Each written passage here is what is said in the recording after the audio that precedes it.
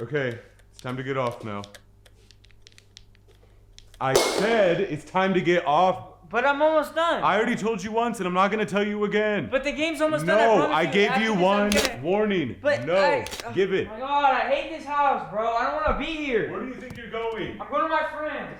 So in the scenario with the broom and the video games, when Dad says, get off the game, he's actually setting up that freeze dynamic where, again, the child is already in the place of an optimized state. He's doing something that really he enjoys. He feels good. So we're running into that transition challenge again. So when Dad comes straight and then he slams down that broom, that immediately piques the amygdala, causing the child to freeze even more. And then all you can get from that point is resistance. I mean, it actually can just go, it's just going to get worse from there. What we don't know is, why is Dad so stressed to begin with?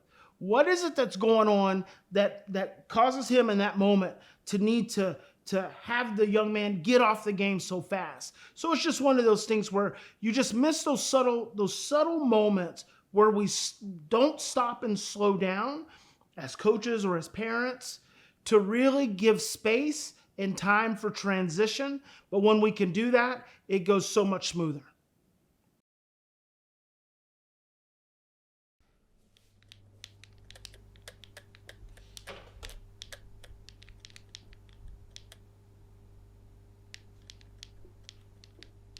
Hey, bud.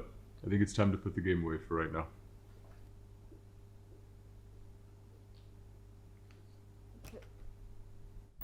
In this alternative scene, what you'll notice is that, first of all, as a parent or as a coach, many of these challenging situations, especially around transition, they're predictable. So you know that it's going to happen. So rather than just automatically going right at it, Dad relaxes himself. He then moves in. He gives his child some affection, which interrupts the physiology, automatically turns on oxytocin in place of cortisol. It's supportive to the good feeling the child's having already. And then he says, hey, bud, let's do something different. You know, it's time to turn the game off. Well, just that physical sensation is enough to begin interrupting the stress to reduce the threat of the request, let's get off the game.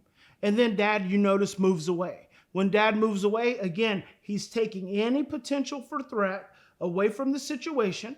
The child hears him, even though he's acting like he's still playing the game and he doesn't want to get off. Dad moves away, so that gives the child an opportunity to realize he's not at risk.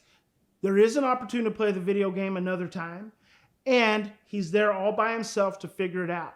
This gives a child the maximum opportunity to allow their higher level brain function to turn back on and their short-term memory to turn on and become activated to realize that they can put the game down and they can return to it at another time. And it just works out in the best possible way.